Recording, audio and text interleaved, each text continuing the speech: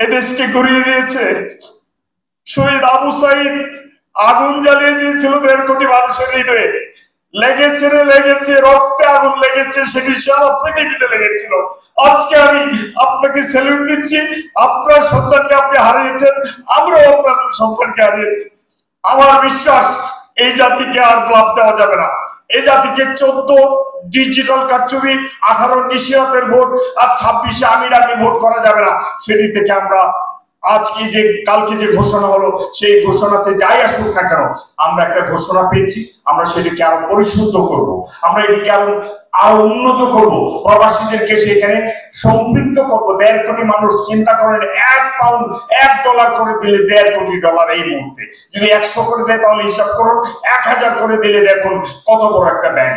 সুতরাং প্রবাসীরা আমাদের সম্পদ, প্রবাসীরা আমাদের শক্তি। এই প্রবাসীদেরকে সামনে আনতে হবে, প্রবাসীদেরকে মূল্য দিতে হবে, প্রবাসীদের যে অন্তরাত্মার যে ডাক সেটিকে শুনতে হবে।